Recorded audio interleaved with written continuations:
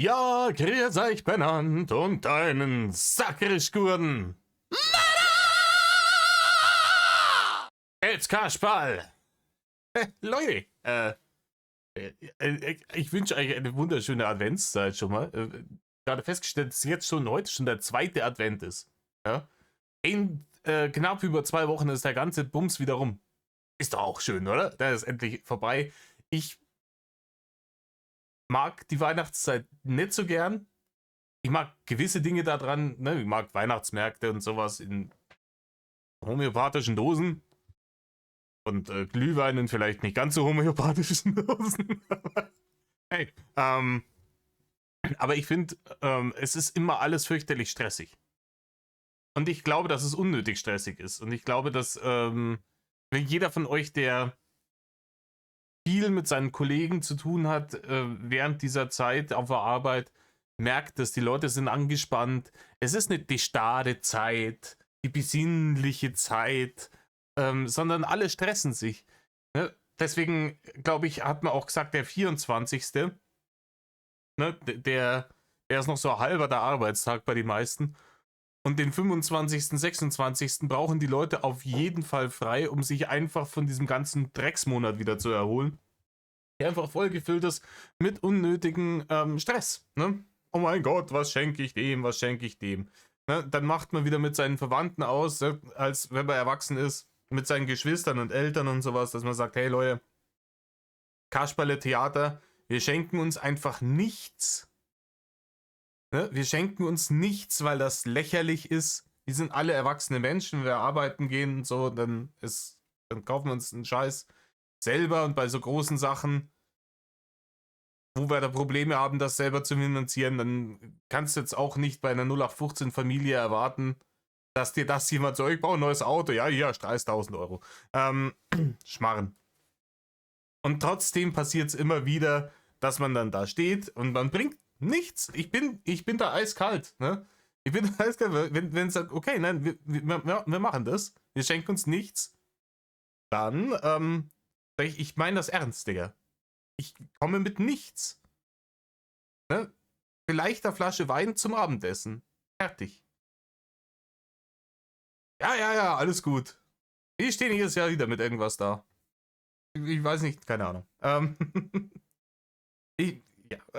An alle Leute, die diese Zeit über die Maßen lieben, lasst sie euch von mir nicht verderben.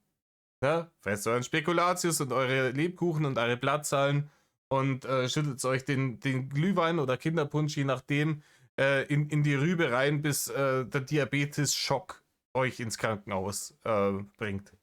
Vollkommen Wayne. Ja? Und genießt die fürchterliche Drecksmucke im Radio und denkt nostalgisch an eure Kindheit zurück. In diesem Sinne, Leute, ich mache nur Spaß. Ich will auch nur ein bisschen Zeit schinden, weil ich da jetzt wieder nicht reingehen will in den ganzen Bums. Ich sag's euch, wie es ist. Ach, Leute. Wir waren das letzte Mal. Ach ja, genau. Mobbing. Er hat wieder seine Anti-Mobbing-Jesus-Fabel runtergerattert. Ich habe jetzt hier nochmal irgendwie, glaube ich, 1 oder 2 Minuten übersprungen, wo sie einfach nur über irgendwelche Anime-Charaktere geredet haben und wie schwierig die das hatten. Und als das und das passiert ist, hat er geheult. Und als das und das hat er geheult. Und dieses und jenes und bla bla bla. Und jetzt hat er halt angefangen wieder zu sagen, weil er dauernd immer geheult hat, ist er gemobbt worden. Ne? Und er verkauft es als, er ist ein starker Mann und er muss sich nicht schämen für seine Gefühle. Das würde ich unterschreiben. Problem ist halt, wenn jemand wegen allem dauernd heult, ist er halt eine Heulsuse, Digga. Und wenn man so ein instabiles Wesen ist, ne? Egal wie hoch, das höchste oder nicht das höchste, dass man wegen jedem Fliegenschiss an der Scheibe sofort einen Heulkrampf bekommt, dann wäre vielleicht Therapie angesagt, weil das ist nicht normal.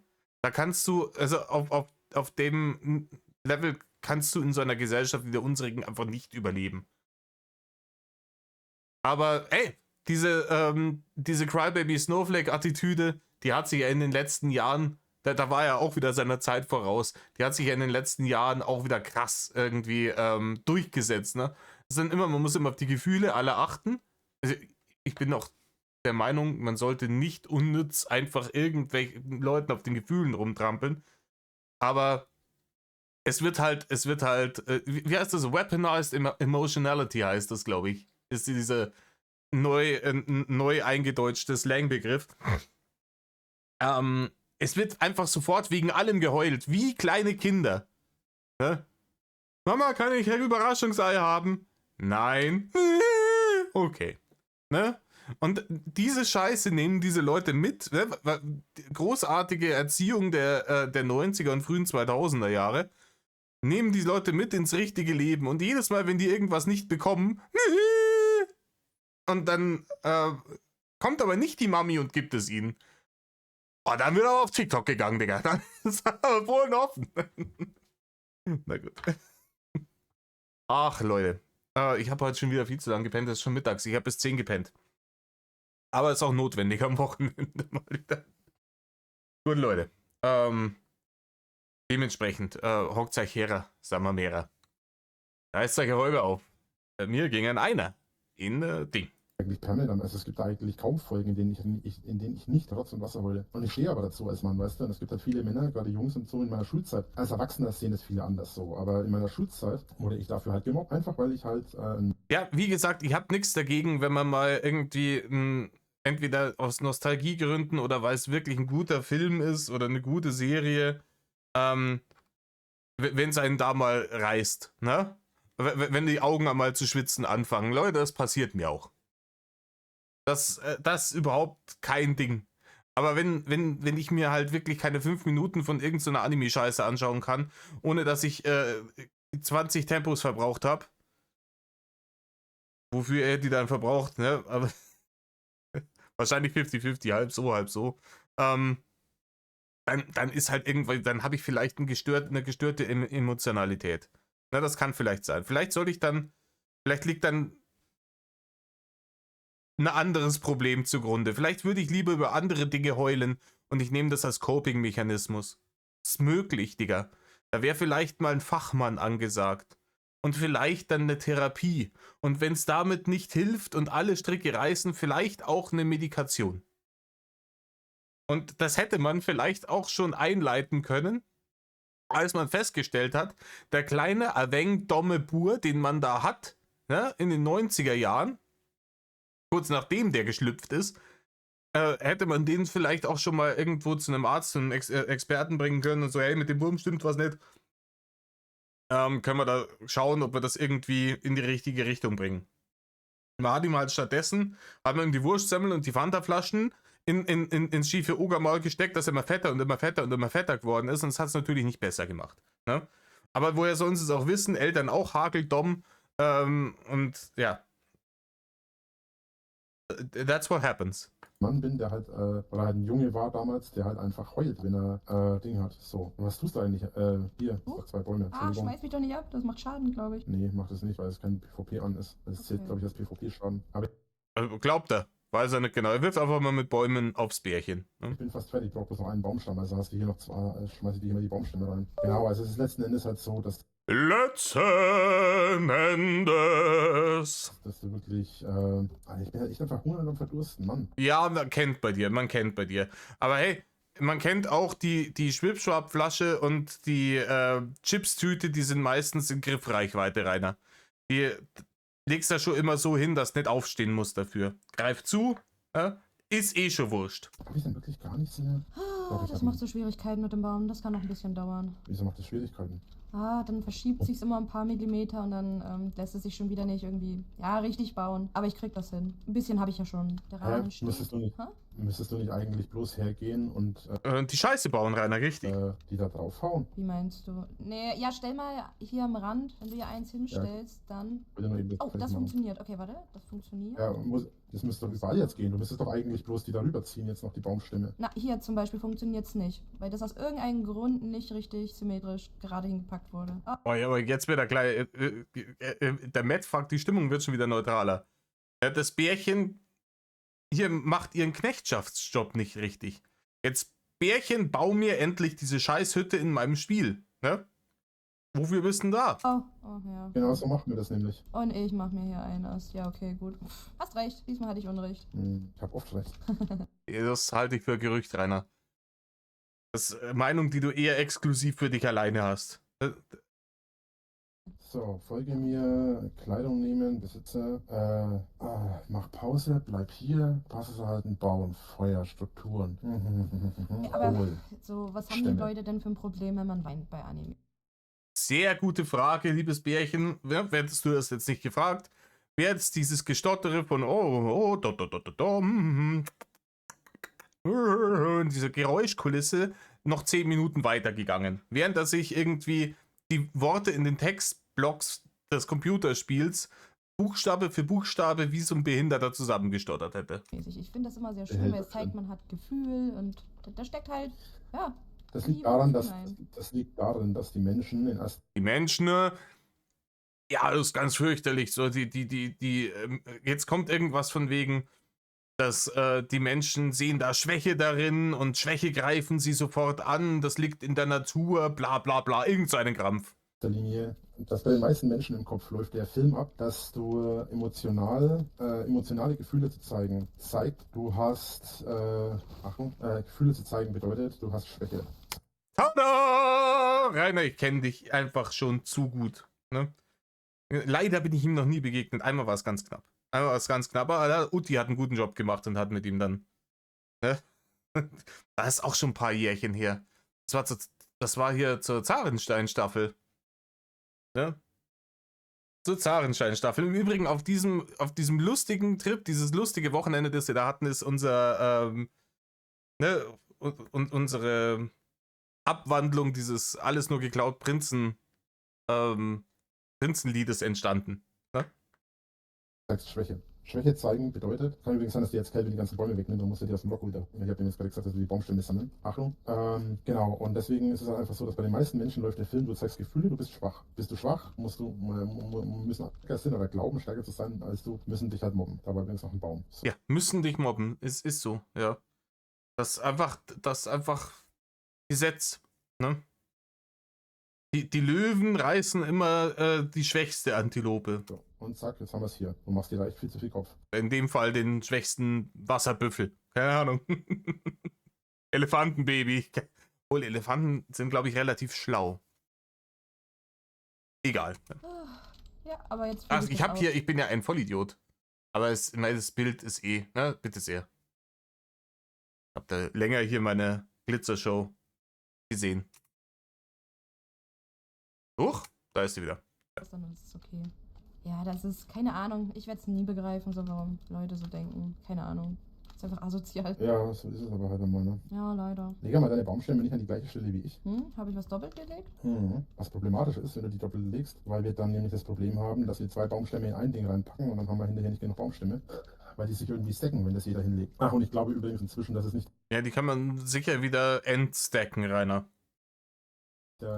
nicht so war, dass das kaputt werden kann, sondern ich glaube, die Blaupause, wenn ich zu viele Blaupausen oder wenn man zu viele Blaupausen baut, glaube ich, dann löschen sich glaube ich, manche Dinge. Okay, Hä? kann sein. Okay, muss man gar nicht alles doppelt machen? Weil der hat jetzt hier einfach eiskalt direkt einhalbiert und drauf. Ja, hier Game Talk überspringen wir mal wieder. So, ja, Gaming-Gedaddel. Ne? Rainer hat versucht, einen Baum zu fällen, der gar nicht existiert. Das beschreibt erstaunlich akkurat seine Situation der letzten 10 beschissenen Jahre. Aber egal. Ich überlege gerade, aber weil du vorher meintest, dass du grundsätzlich nie darauf, dass du grundsätzlich da nicht drauf vertraust, dass da jemand irgendwie als Partner ja wirklich Interesse hat. Wie machst du es, wenn die Person es dann aber doch schon länger macht, ihr vielleicht sogar schon dann, weiß ich nicht, dann Kinder bekommt, geheiratet Ja, und so, dann ist was ja, anderes auf dem Licht. Stopp! Da bleibt mir alles so, wie es ist. Psycho Andreas schlägt wieder zu. Ja, die Frage ist, wegen Dom. Aber natürlich hat die sich jetzt einfach gedacht, ich frage jetzt einfach irgendwas, um diesen Glöderkopf da endlich wieder von dieser scheiß Gaming-Nummer wegzubekommen. Ne? Weil nämlich unser großer Multitasking-Lord das nicht hinkriegt, einen Baum im Spiel zu fällen, der da gar nicht ist. und sich gleichzeitig über irgendwas mit Substanz zu unterhalten. Ne? Stopp. Hä? Nein, was hast du denn im Kopf? Nein. Also, ich rede davon, wenn ich. Ja, ich meine, klar, sollte tatsächlich irgendeine, keine Ahnung, Lobotomie-Patientin dazu herablassen, so mit Rainer tatsächlich eine Beziehung einzugehen, mit allem drum und dran, dann hat er natürlich, das wäre auch dumm. Ne? Es wäre auch dumm, da hast du irgendwie dann 5 Jahre verheiratet, hast 2 Kinder und dann kommt sie um die Ecke, oh, du bist der fetteste, dümmste Idiot, haha, es war die ganze Zeit, ich habe alles nur geleakt. Das wäre ein wenig dumm, ne? Eine Person kennenlerne. Ich rede davon, wenn ich eine Person neu kennenlerne, wenn ich eine Person das erste Mal treffe oder so. Davon rede ich. Nicht davon, dass ich irgendwie, jetzt wenn ich mit der Person eine langfristige Beziehung führe oder über Jahre hinweg, dann schaut die Sache anders aus. Aber du musst es so sehen. Ja, man muss es so sehen, liebes Bärchen, er kommt ja gar nicht erst so weit. Das ist ja gerade die Krux an der Sache. Und er checkt's aber auch nicht. Wie immer und immer und immer und immer wieder ist er im Internet und lernt irgendwelche Bärchen kennen und es sind immer Bärchen und das nächste Mal denkt er sich wieder, ja, vielleicht ist ja dieses Mal kein Bärchen. Er begreift es einfach nicht. Rainer, du wirst vor allem im Internet niemanden finden. Niemanden. Nie. Rainer, weißt du, wo ich könnte einen Tipp geben. Ja? Ich könnte einen Tipp geben, wenn du da wirklich irgendwie das anstrebst, dass du sagst, hey Leute, bitte helft mir, ich komme alleine nicht, ich bin alleine nicht lebensfähig.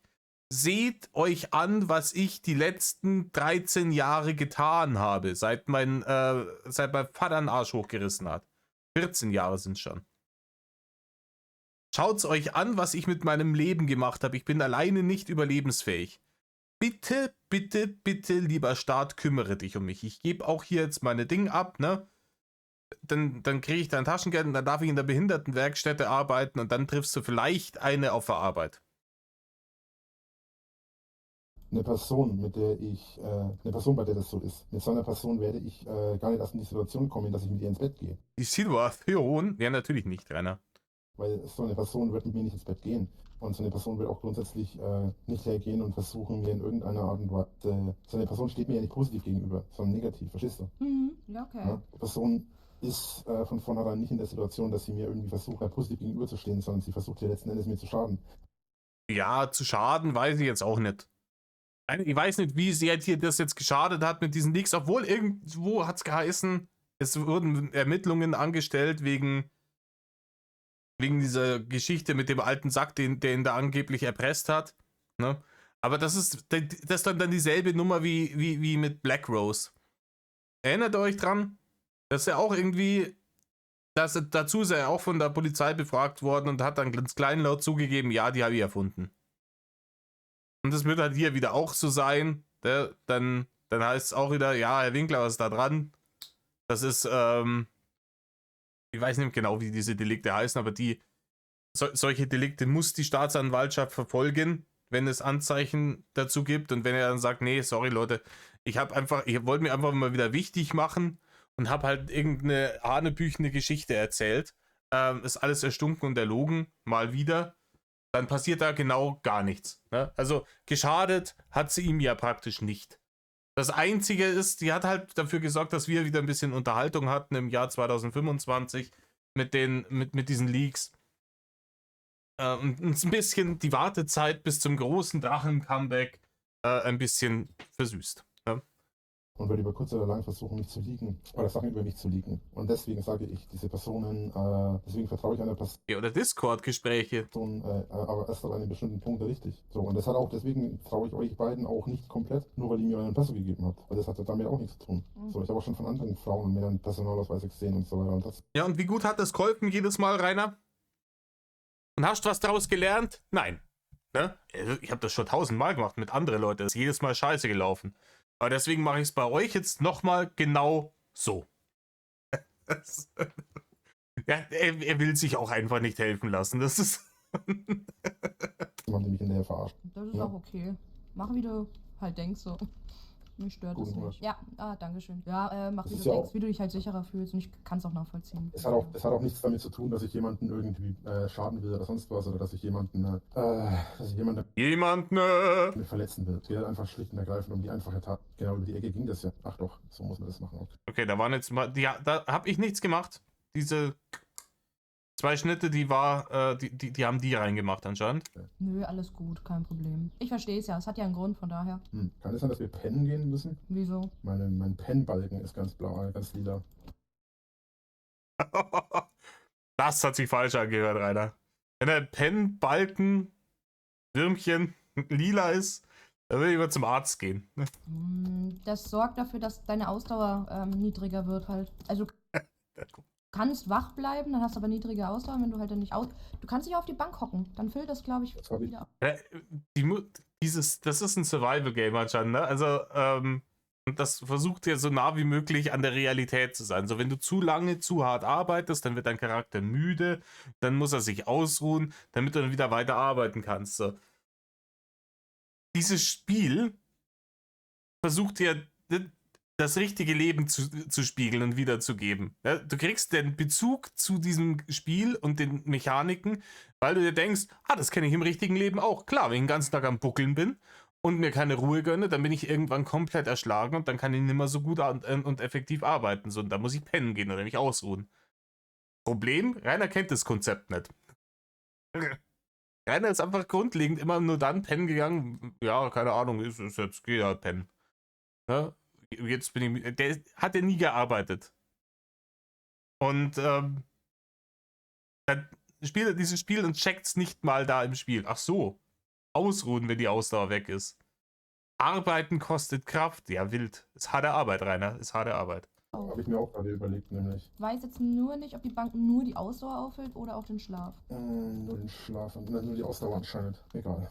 Ja, also letzten Endes. Letzten Endes, das ist dann wahrscheinlich wieder so eine, wie in Großstädten, ne? Mit diesem aggressiven Großstadt-Architektur-Bullshit, ne? Wo sie dann irgendwelche Dornen irgendwo hinmachen, damit man sie nicht hinlegen kann. Ist kein Plan. Ja, nö, alles gut, ich meine. Im Endeffekt hockst du jetzt mit mir hier und zockst und ich genieße die Zeit so. Warum nicht? Macht ja auch Spaß. Zumindest es mir macht Spaß. Und wenn es mir keinen Spaß machen würde, würde ich es nicht tun. Ich würde Ja. eigentlich auch gerne in meinen Blog, ich würde auch eigentlich gerne Königskind weiterschreiben. Aber jetzt bin ich halt hier und ich habe auch Bock zu zocken. Ich hatte auch gestern schon den ganzen Tag Bock auch mit Evil Dynasty, aber ich wollte ja gestern weitermachen. Also Königskind habe ich ja jetzt abgeschlossen. Königskind habe ich abgeschlossen. Ja, wenn du es abgeschlossen hast, warum würdest du dann gerne dran weiterschreiben, Rainer? Das check jetzt auch wieder nicht. Er sagt in einen Satz, sagt er, ja, ich habe auch Spaß hier am Zocken mit dir, ansonsten würde ich halt jetzt hier Königskind weiterschreiben. Königskind habe ich abgeschlossen. Hä? Und nach dem Abschluss von Königskind kam ja jetzt die Verarbeitung. Also ich bin ja jetzt ich habe glaube ich ja schon erzählt gehabt, ich war auf 39 Seiten, als ich es abgeschlossen habe, die Geschichte, und ich überarbeite es jetzt aktuell. Jetzt bin ich bei etwa 50 Seiten von. Ja, dann hast du es bei 39 Seiten noch nicht abgeschlossen, Rainer, wenn danach nochmal 11 Seiten dazugekommen sind. Ich weiß auch nicht, das ist auch so eine Kinderausredennummer, in der er da hängen geblieben ist. Hast du dein Zimmer schon aufgeräumt? Ja, Zimmer aufräumen habe ich schon abgeschlossen. Ich muss das noch ein bisschen überarbeiten, aber es ist abgeschlossen. Und schaut halt genauso aus wie vorher, keine Ahnung. Ein Jojo in der Schublade gelegt oder sowas. Die Argumentationsstruktur ist in seinem Ogerschädel immer noch drin. Königskind. Holla, okay. Also ja, und ich vermute mal, wenn ich fertig bin, ich kann es aber nur vermuten, ich vermute mal, dass wenn ich fertig bin mit Königskind, denke ich, dürfte ich auch so um die 50 bis 100, also 80 bis 100 Seiten haben. Ja. Hey, komm mal, das hier ist George R. Martin Niveau, ne? Ja, ich bin fertig. Wie hast du denn? 39 Seiten. Wie viel sonst werden? 100. Okay. Ist aber auch nur eine Vermutung, müssen wir mal schauen. Ich weiß es noch nicht, wie es letzten Endes ausgehen wird. Oh ja. Auslaufen, letzten Endes, läuft's immer aus, Rainer. Es läuft immer aus. Es geht nicht aus, Rainer, es läuft aus. Es ist immer so, wie wenn dir im Rucksack irgendwas ausläuft. Ich aber auch echt gut voran. Ich muss sagen, die Geschichte ist richtig, richtig gut geworden. Das bezweifle ich, Rainer. Sie ist halt brutal sexualisiert. Also Kelzebrichs. Deine Geschichte. Brutal. Alter Keks. Das ist eine Geschichte, die hat das Wort Kind im Titel. Just saying. So, teilweise sogar noch mehr als bei der Jäger. Ich bringe euch nochmal auf Stand. Ne? Beim Jäger ging es darum, dass die Goblins den Jäger und andere Menschen gefangen haben und so lange gegen ihren Willen Snoo-Snoo mit ihnen gemacht haben, bis die es dann endlich auch geil fanden, bis das Stockholm-Syndrom gekickt hat. Ne? Also, der Jäger ist praktisch die Geschichte Fritzl und Priklopil irgendwie over 9000. Aber ich baue das ja gerade ich mache das ja gerade im Ausbau etwas anders. Ich will das ja gerade im Ausbau quasi überarbeiten. Da komme ich schon ein bisschen besser zusammen mit dem Ganzen. Aber ich muss schon sagen, dass ich das schon teilweise ein bisschen brutal sexifiziert habe.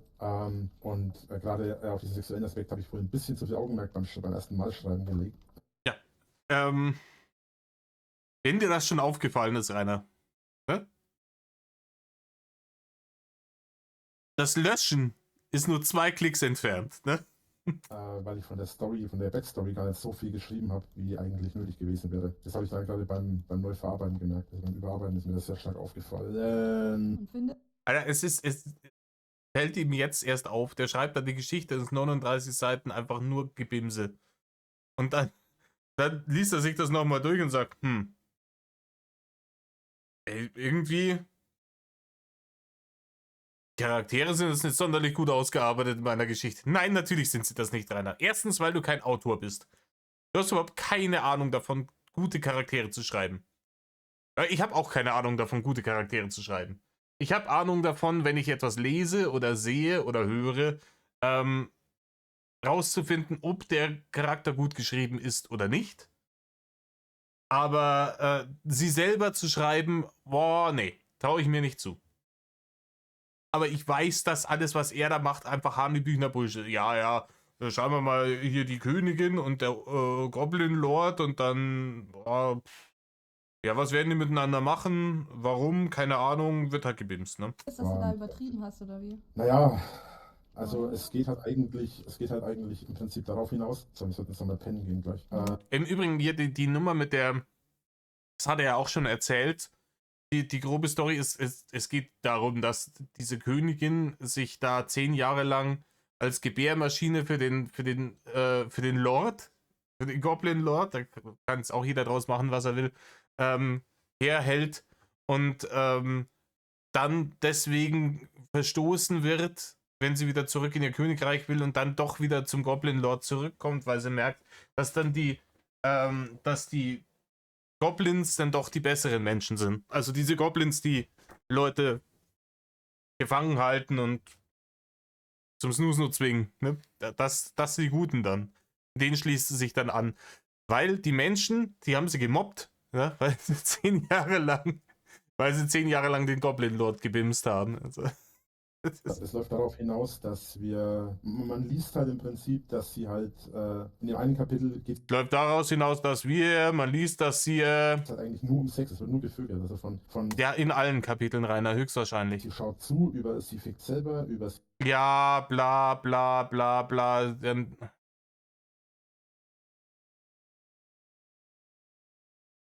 sie wird gefickt, über es ficken andere, während sie mit jemandem fickt, bis hin zu, ja, keine Ahnung, sie ist halt so zum nächsten Mal schwanger. Und warum ist die Tür offen?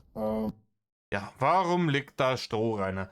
Rainer, du hast halt kein Fantasy-Buch geschrieben, auch kein Dark-Fantasy-Buch, Rainer. Du hast einen Borneo-Text für Behinderte geschrieben. Das hast du gemacht. Ne? Da wundert er sich immer, warum er keinen Verlag findet, der die ganze Scheiße auflegt für ihn. Ja. Und lass mal pennen gehen, bitte. Und das Ja. Ganze läuft dann immer weiter so in die Richtung. Und dann geht es halt mit dem nächsten Kapitel weiter und dann geht es halt im Kapitel gleich weiter mit ihr Stöhnen. Ja. Ihr Stöhnen war halt weiterhin zu hören oder so ähnlich. Und dann geht es halt da wieder auch schon wieder um das Thema. So, und dann läuft es halt da schon wieder weiter. Und da muss ich erstmal was trinken. Also ich muss was trinken. Wir müssen jetzt mal schauen, dass wir unsere Lebensmittel fast in den Griff kriegen. Können wir Fische fangen? Haben wir hier Ja. Fische? Also hier? Ich glaube ja Ja, weniger. mal Ich glaube, da musst du zu einem Fluss gehen. Also wir müssen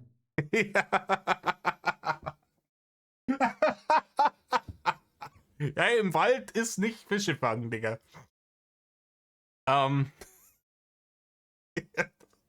Ja, zum Fischefangen vielleicht doch ans Wasser gehen, das wär Idee, ne?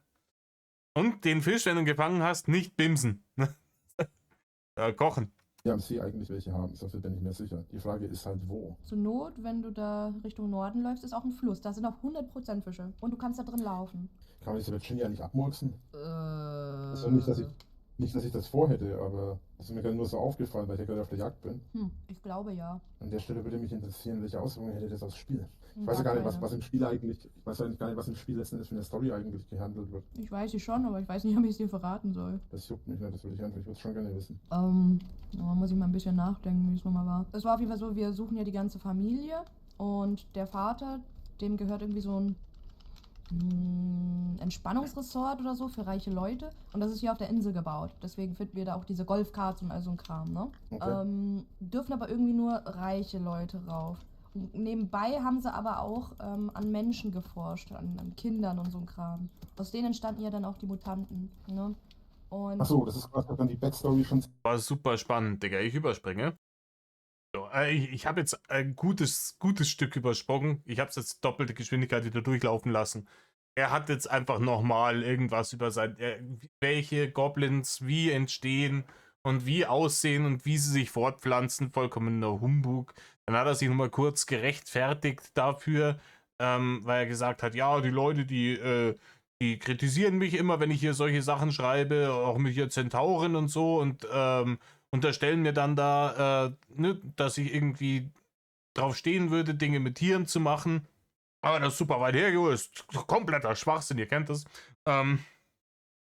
Und ich blende euch jetzt das Lustlord-Video nicht ein von damals, wo er gesagt hat, wenn er Snoo mit irgendwelchen Tieren machen würde, dann entweder mit Pferden oder mit großen Wassertieren.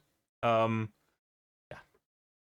Und hier will er sich jetzt anscheinend weiter dafür rechtfertigen, also für Dinge, die sie ihm jetzt spezifisch in dem Moment gar nicht vorgeworfen hat.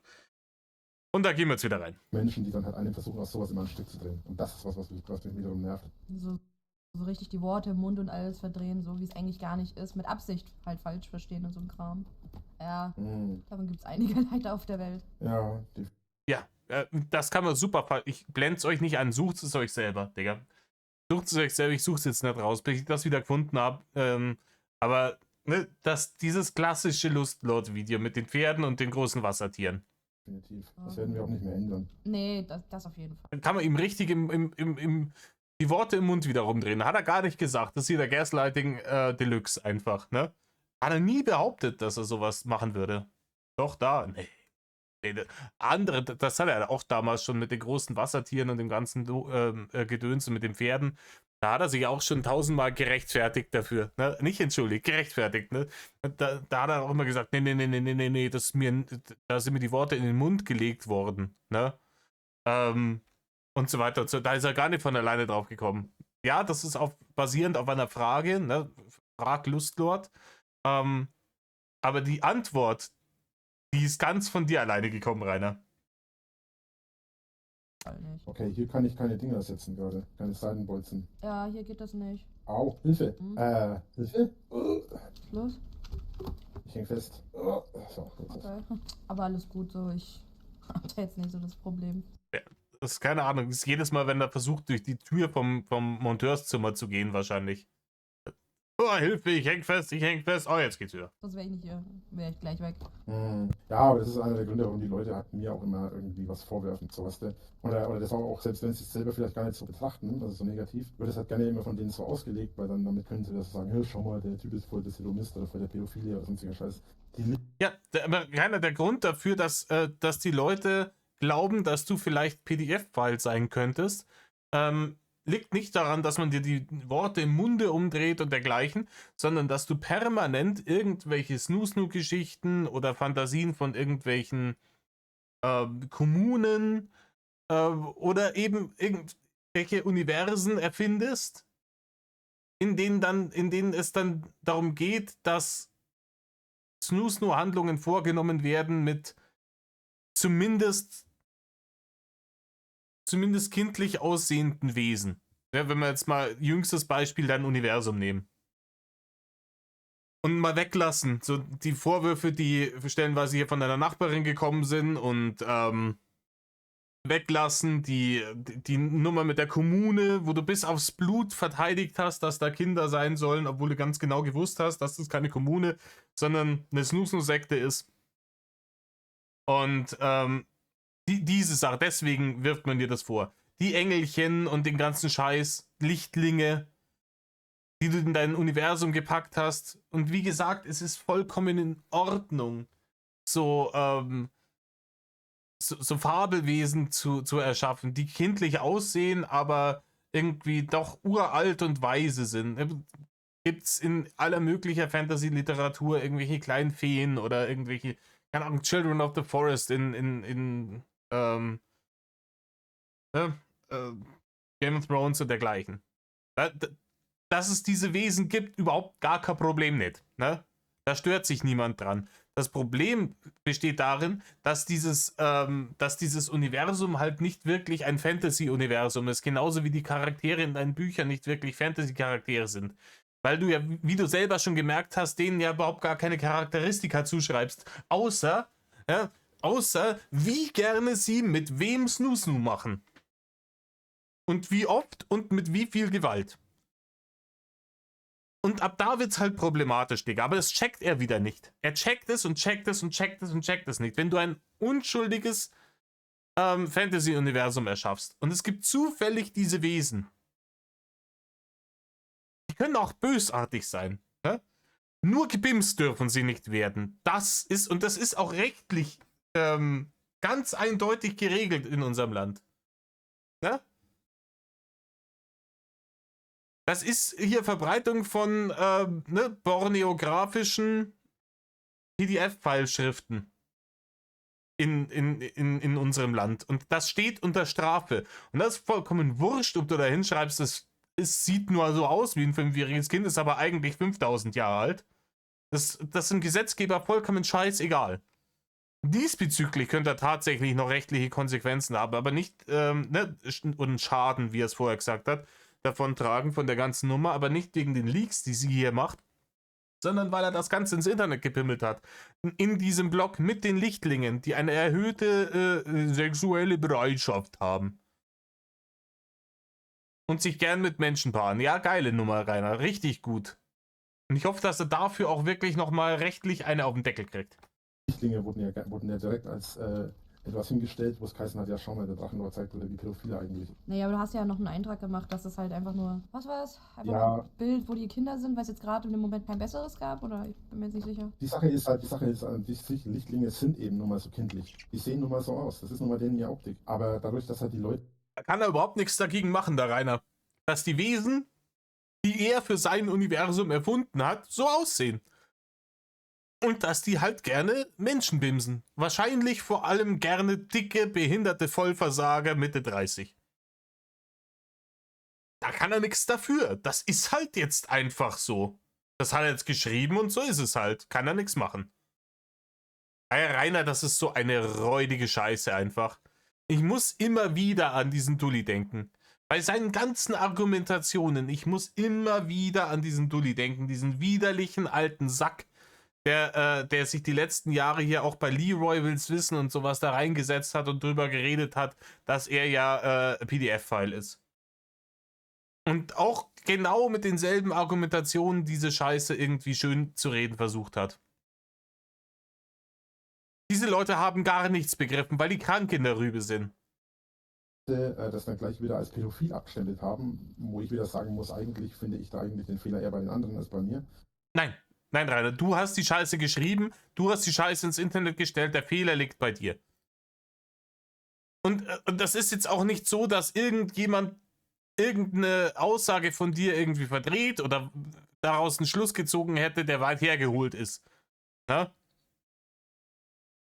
Keine Ahnung, wenn irgendjemand in der Öffentlichkeit sagt, ich mag eigentlich kleine Kinder ganz gerne, dann ist das eine unschuldige Aussage erstmal.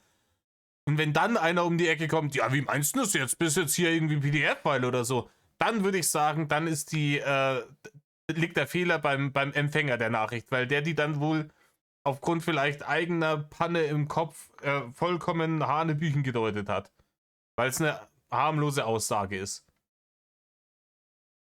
Wenn ich aber, wie ich gerade schon 5-mal erzählt habe, das tue, was du getan hast, diese Wesen überhaupt erst erschaffe, die Bilder dazu nicht selber, aber von KI erschaffen lasse, aber die dann so denke, ja genau, so habe ich mir das vorgestellt und das dann ins Internet stelle, dann ist das nicht mehr so, dass man das falsch verstehen kann, sondern es stimmt in deinem Kopf ganz gewaltig was nicht. Und das dann irgendwie auf die anderen Leute zu schieben, ja, die sind alle krank im Kopf, weil die haben ja das gesehen und dann sofort die und die Assoziation gehabt. Ja, die Assoziation, die lag halt auf der Hand, Rainer. Jeder Mensch, jeder normal denkende Mensch macht diese Assoziation, außer die, obwohl du weißt es ganz genau. Du behauptest, das hat jetzt Politikeraussage. Ja, du weißt ganz genau, worum es da geht bei der Nummer, weil du es ja selber geschrieben hast und du behauptest jetzt einfach das Gegenteil und gesagt, ja, beweist mir, dass es nicht so ist. Aber jeder normal begabte Mensch kommt da sofort drauf, dass wenn jemand sowas schreibt wie du, auch diese Prima Noctis-Nummern und den ganzen anderen Scheiß, Lichtlinge, Engelchen und den ganzen Käse, dass mit dem in der Rübe was nicht stimmt. Und da ist die Frage wohl auf jeden Fall angebracht, ob mit dem was nicht stimmt, ob man da vielleicht intervenieren sollte, ob da vielleicht besonderes Augenmerk auf die Person gelegt werden sollte, um zu verhindern, dass nicht irgendwas Schlimmes passiert.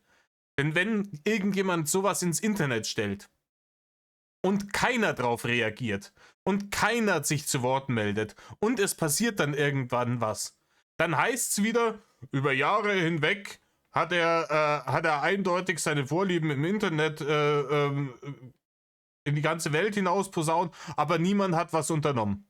Warum hat niemand was unternommen? Das heißt dann wieder. Aber ich finde es erstaunlich, es unternimmt ja auch immer noch niemand was dagegen. Es hört ja nicht auf, ich hätte es ja aus juristischer Sicht verstanden. Wenn man sagt, ja okay, er hat jetzt das hier mit dieser Kommune, das ist jetzt wild. Aber das hat er jetzt runtergenommen, er hat sich öffentlich davon distanziert, passt. Ne? Benefit of the doubt, irgendwas, vielleicht hat er gesoffen oder so oder war auf irgendwelchen harten halluzinogenen Drogen und hat dann da irgendeine Scheiße geschrieben und sieht jetzt schon ein, dass das Bullshit ist, dann lassen wir es mal gut sein. Aber wenn es immer und immer und immer wieder vorkommt, dann bin ich auch der Meinung, da sollte mal irgendjemand einschreiten und sagen, hey, im Übrigen, wir haben hier dieses Gesetz, das ist hier Verbreitung von XY, das ist illegal, das wird jetzt strafrechtlich verfolgt, gehst jetzt in den Knast und da drin machst du eine Therapie, Digga, fertig. Weil deren Verstand ist, weißt du, ich habe über die Sexualität geschrieben, weil es zu dem Ganzen gehört, so was dazugehört, weil die sich auch irgendwie fortpflanzen müssen. Aber ich bin auf den Punkt Sexualität. Nein, müssen sie nicht, Rainer. Müssen sie nicht. Das ist eine Fantasy-Welt, die nur in deinem Kopf existiert. Ne? Du kannst die entstehen lassen, wie auch immer du lustig bist. Ne? Keine Ahnung. Explosionen auf der Sonne. Magie. Keine Ahnung, die Gottheit, die die Welt erschaffen hat, hat die als Aufpasser erschaffen oder was weiß ich. Es muss nicht, es ist eine Fantasy-Welt voller Magie und Fabelwesen und dergleichen. Die müssen nicht alle durch Bimsen entstanden sein. Magic ist definitiv eine valide Begründung für, warum existiert das. Der einzige Grund, warum das bei dir nicht so sein kann, dass das durch Magic passiert, sondern durch Snoo, ist, weil du das so willst. Weil du die Geschichte so geschrieben hast, dass du willst, dass die gebimst werden. Und dann haben wir nämlich das Problem. Aber eine Kausalkette, wir wissen es. In jedem Video erzähle ich dieselbe Scheiße. Aber er wird es niemals begreifen. Und ganz ehrlich, mich wundert es einfach, dass damals, als dieser Blog gekommen ist, die Engelchen, die Beschreibung drunter, nicht am nächsten Tag das scheiß SEK bei ihm vor der Tür gestanden ist und ihn an den Hammelbeinen aus dieser Drecks-Nazi-Bude gezogen hat. Ich check es nicht. Nur weil er dumm ist. Nur weil er dumm ist.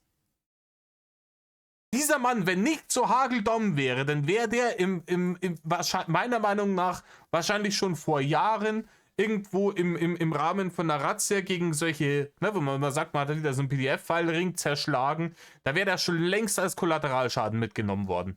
Schon lange.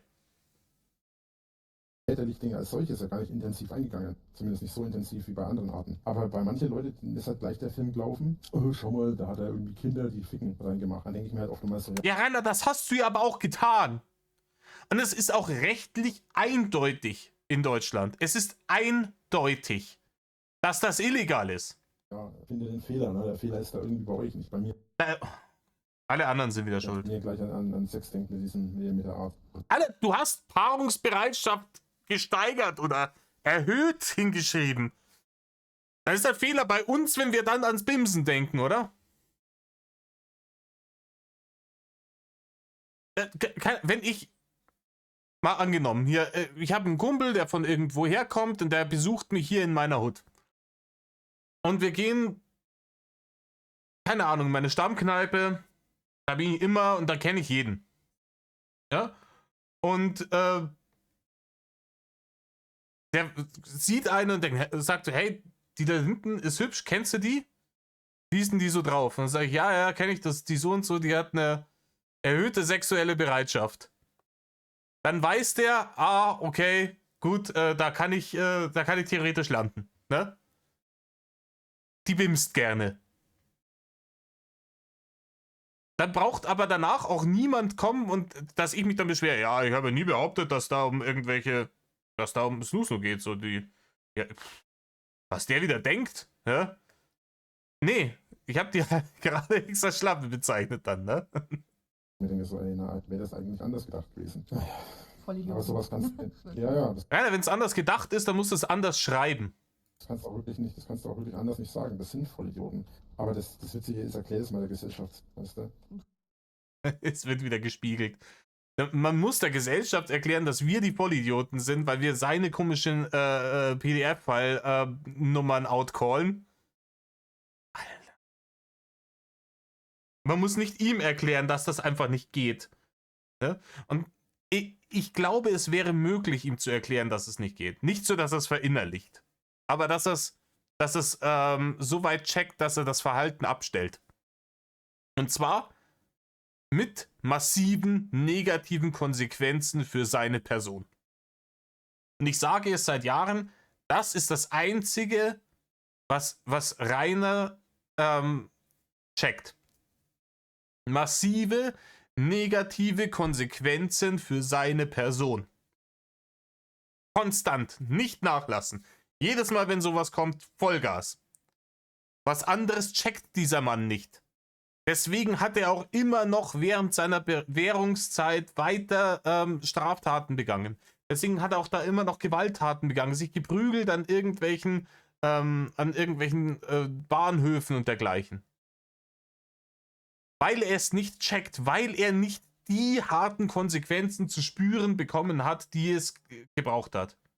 Da hatten die Gerichte, ne, vor allem der Richter bei der Berufungsverhandlung, nicht die Stärke, die es braucht. Dass man sagt, hier, jetzt ist Feierabend, Rainer, jetzt gehst du in den Knast, bums aus Nikolaus. Jedes Mal hat er sich irgendwie wieder rauswieseln können. Es war zwar dann schon irgendwie unangenehm, weil dann musste sich mit dem Bewährungshelfer rumschlagen und dann musste sich Ausreden einfallen lassen, warum er jetzt seine Bewährungsauflagen nicht erfüllen kann, mit dem Aggressionstraining, mit den Sozialstunden, mit dem ganzen Scheiß.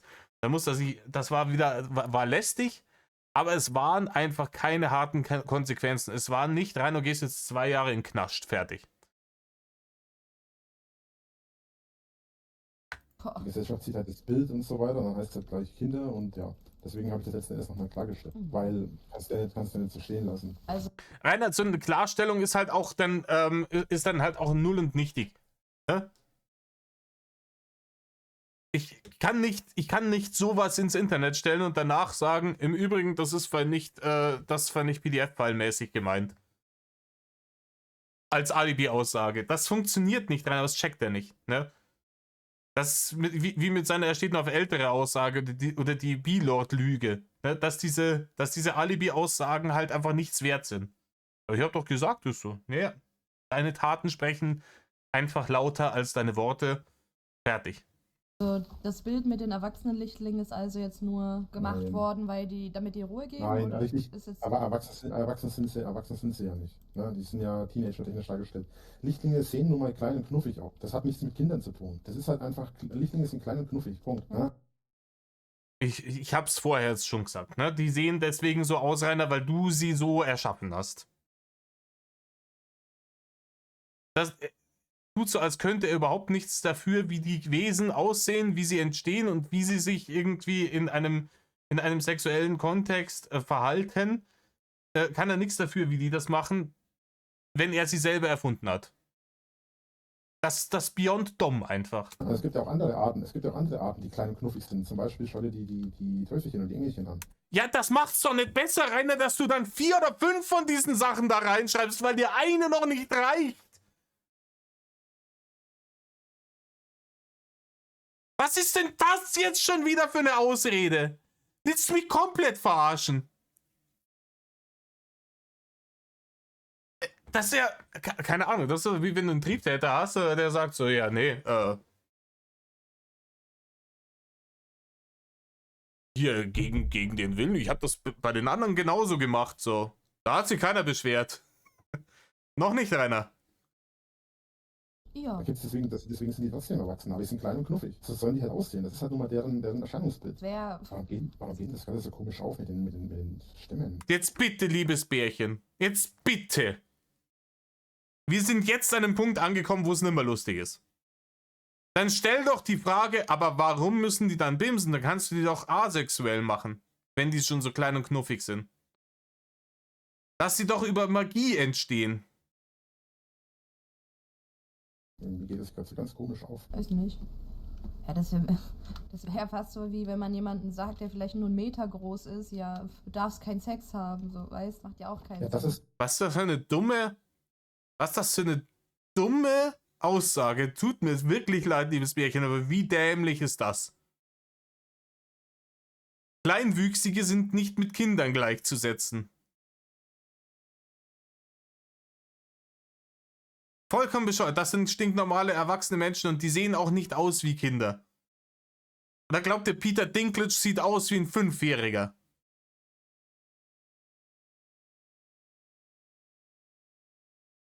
Das ist auch so eine Sache. Ich bin nicht absichtlich, sondern einfach, weil ich halt viel auf Pornoseiten rumeier, bin ich auf Pornos gestoßen, wo es halt auch, wo ich ich bin ja erstmal erschrocken, weil dann auch so irgendwie so eine 1-Meter-Person ist, die halt einer anderen Person einen runterholt. Und dann Ich will das eigentlich nicht hören, was er da jetzt erzählt.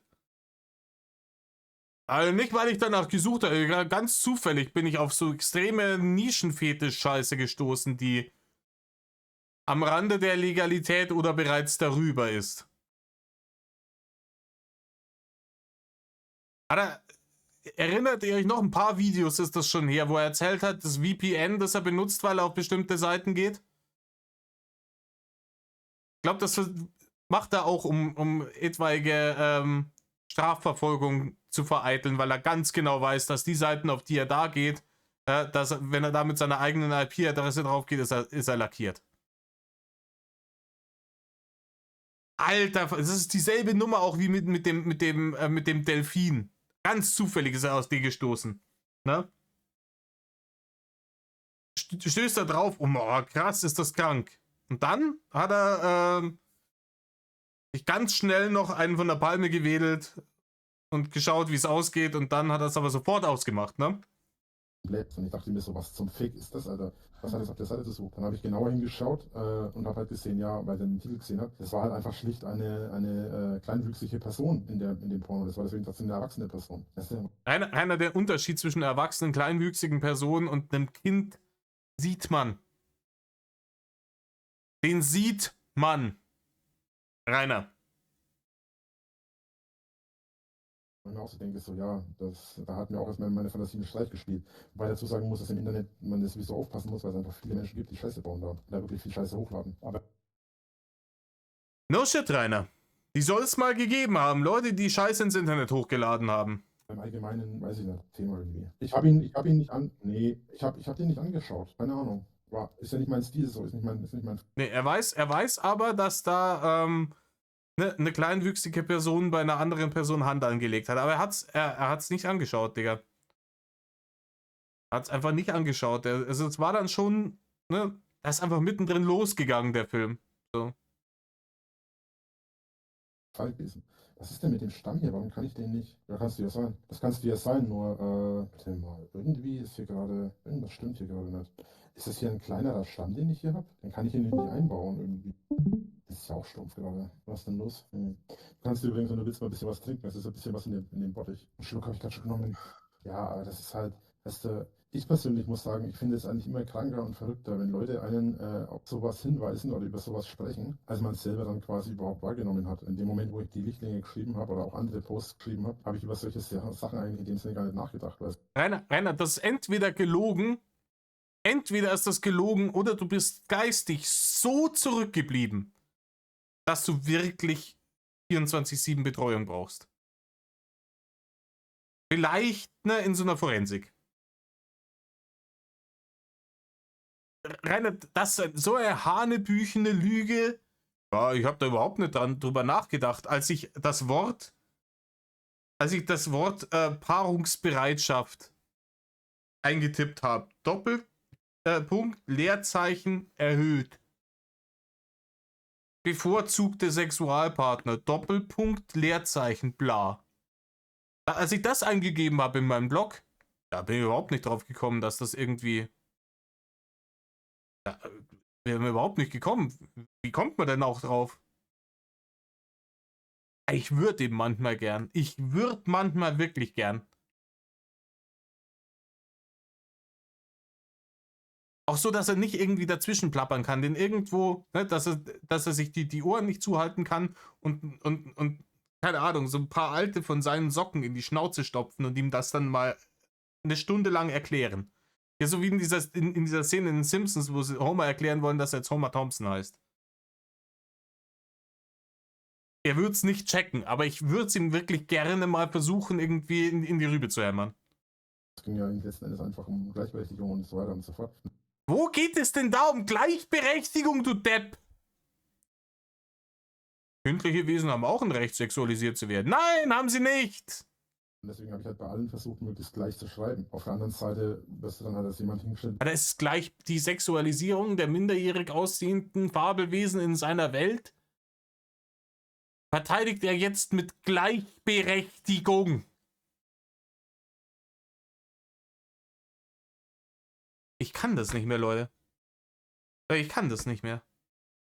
Die du halt eigentlich nicht bist. Und ich mir so denke, ja, Leute, ich weiß nicht genau, wo hier der Fehler liegt. Liegt der Fehler wirklich bei mir? Oder Ja. liegt der Fehler eigentlich bei euch? Keiner der Fehler liegt bei dir, du brauchst gar nicht weiterfragen. Weil ihr da eigentlich über so einen Schwachsinn nachdenkt. Ich mir so denke, ey, na, eigentlich, weiß ich nicht, ich finde da irgendwie den Fehler nicht bei mir. Das ist meistens, es geht ja meistens mehr um den Punkt, dass die gefickt werden, als dass sie ficken, weil das ist ja wieder eher dieser negative Aspekt so. Ne? Ich habe auch am Anfang auch unglaublich. Keiner ist vollkommen egal, wer da wen fickt. Es ist vollkommen wurscht. Wie viele Kommentare bekommen. Nichts davon macht das weniger problematisch, Rainer. Nichts. Von Hatern, die mir geschrieben haben, ja, du kranker Bastard, ne? Willst bloß die Lichtlinge ficken und so weiter. Alle Leute, die ihm das geschrieben haben, Chapeau. Gut, hätten ihm noch mehr Leute schreiben sollen. Dass zu dem Zeitpunkt schon 60 Blogbeiträge geschrieben waren, die zu allen möglichen Themen gehörten, das war komplett uninteressant. Weil das Ja, Rainer, das ist komplett uninteressant. Natürlich ist das komplett uninteressant. Du brunst dummer Fettsack. Das kannst du mir doch nicht erzählen. Ist mir doch scheißegal, wenn irgendein dämlicher Pedo davor mit 200 erwachsenen Menschen im Konsens gebimst hat. Ist mir scheißegal. Das eine Mal, wo es nicht Konsens war und die Person nicht erwachsen war, dafür hat er in den Knast zu gehen. Und du kannst in 50 Alibi-Einträge schreiben und dann so, jetzt kann ich endlich mit den Lichtlinien anfangen, weil jetzt habe ich genügend, dann kannst du jetzt, nitpicking, das bisschen, was ich da reingeschrieben habe über die kindlichen Wesen. Ich halte die Schnauze, Entschuldigung, Leute, ich halte das nicht mehr aus. Was labert der für eine Scheiße? wurde absolut null beachtet. Nee, stattdessen gingen die Leute nur darauf ein, ja, du willst doch nur nicht so. Und ich dachte mir so, Alter, wie krank seid ihr eigentlich? Ja. Ich halte das nicht mehr aus. Ich halte das nicht mehr aus. Ich kann euch jetzt noch 5 andere Vergleiche herballern. Ja? Ein Typ geht zu seinem Kumpelsabend. Ne? Der hat Kumpelsabend, Stammtisch. Ne? Keine Ahnung, die treffen sich einmal in der Woche zum Pokern. Und das macht der über Jahre hinweg. Und währenddessen in diesen hunderten Malen, wo der da beim Pokern war mit seinen Kumpels, ist er halt einmal nicht zum Pokern gegangen, sondern währenddessen ist er irgendwie zu seiner Affäre gegangen, seiner Frau fremdgegangen. Die findet das nach ein paar Jahren raus und wirft ihm das vor. Sagt, hier, du hast an dem und dem Tag behauptet, du wärst bei deinen Kumpels beim Pokern, bist aber zu irgendeiner Schlampe gegangen, die du gebimst hast. Und der kommt dann mit, ja, aber die anderen 300 Mal, da war ich ja wirklich beim Pokern. Darüber redet jetzt auf einmal gar keiner. Nein, natürlich nicht, weil es irrelevant ist, du dämlicher Vollidiot. Ja, nachvollziehbar. Es geht mir nicht viel anders. Aber was willst du halt machen? Da machst du auch nicht wirklich viel, genau. Ja, das ist genau der Punkt halt. Aber ich glaube, darüber regen die sich im Moment sowieso auch viel auf. Nee, weil die sich, nee, ja, aber nicht, weil ich keine beleidigenden Kommentare schreibe, sondern weil ich nicht auf beleidigende Kommentare eingehe. Weißt du, die wollen mir mit ihren Kommentaren schaden, indem sie mich belästigen und indem sie mir diese Kommentare schreiben. Sie schreiben diese Kommentare nicht, auch wenn es so aussieht, sie schreiben diese Kommentare nicht für alle anderen, sondern sie schreiben diese Kommentare für mich. Die wollen, dass ich mich über Ja, Rainer, wenn jemand dich direkt anspricht und sagt, du kranker Bastard, was schreibst du hier für eine Pedo-Scheiße ins Internet? Ja, dann hat er genau dich adressiert. Das ist richtig, Rainer. Die schreibt er nicht für alle anderen.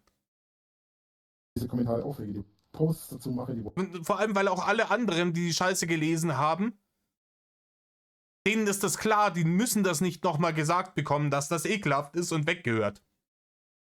Was du da ins Internet geschissen hast. Du bist ja wieder der Einzige, der das nicht checkt, dass das ekelhaft ist und weggehört. wollen, dass ich Kommentare dazu schreibe.